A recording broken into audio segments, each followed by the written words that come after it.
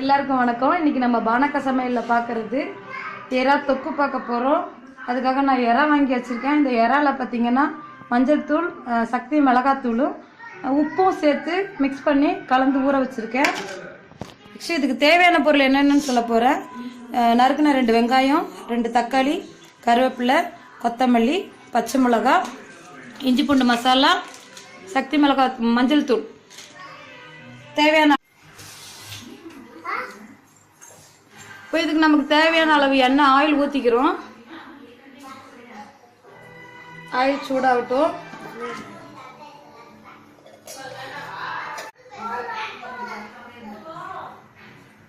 இப்போ எண்ணெய் சூடாயிடுச்சு. நம்ம நறுக்கி வச்சிருக்கிற வெங்காயத்தை இதில் போட போகிறோம்.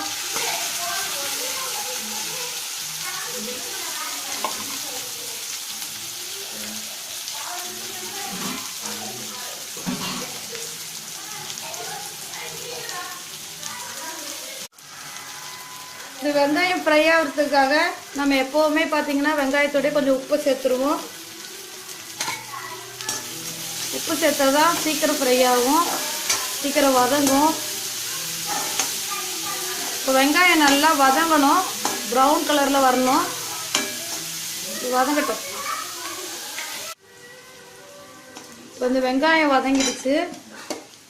கிள்ளி வச்சுருக்க கருவேப்பிலை, பச்சை மிளகா 2 ஆட் பண்ணிடுறோம்.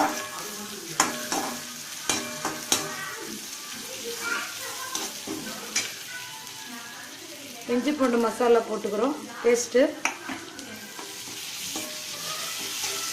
இதையும் போட்டு கொஞ்சம் வதக்கிக்கிறோம்.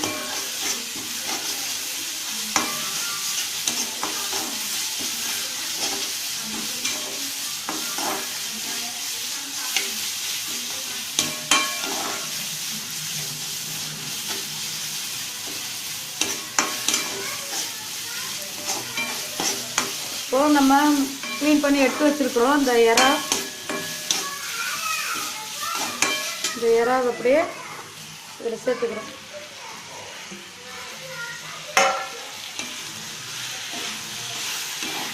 எப்பவும் பார்த்தீங்கன்னா என்னுடைய சமையலில் எல்லாத்துலேயுமே வந்து சக்தி மிளகாத்தூளும் மஞ்சத்தூளும் நான் ஆட் பண்ணுவேன். நீங்கள் எப்போ சமையல் பண்ணாலும் இந்த மசாலா தூள் போட்டிங்கன்னா உங்களுக்கு குழம்பு நல்லா டேஸ்ட்டாக வரும். வீட்டில் நம்ம அரைக்கிற டேஸ்ட்டு இந்த சக்தி மசாலாவில் வருதுன்றதுனால நான் எப்போவுமே சக்தி மசாலா தான் போடுவேன்.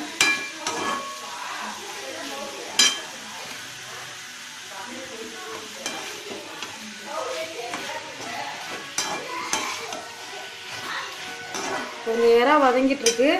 நம்ம நறுக்கி வச்சுருக்க தக்காளி சேர்த்துக்கிறோம், கொத்தமல்லியும் சேர்த்துக்கிறோம். இந்த தக்காளி குழையணுன்றதுக்காக அதை மூடி விட்டு கொஞ்சம் நேரம் வேக விடலாம். ஒரு 5 நிமிஷம் வெந்ததுன்னா போதும். தக்காளி குழஞ்சாதான் டேஸ்ட் இருக்கும்.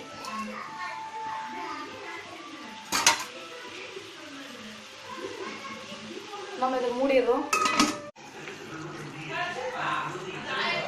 தக்காளிலாம் நல்லா வதங்கிடுச்சு. நம்ம இந்த சக்தி மிளகாத்தூள் வச்சுருக்கோம், தனி மிளகாத்தூள், இதை நம்ம சேர்த்துக்கிறோம்.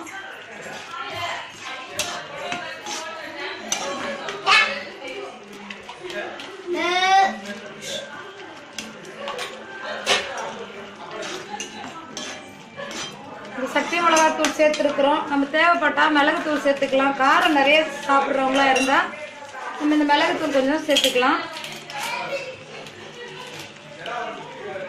மிளகுத்தூள்,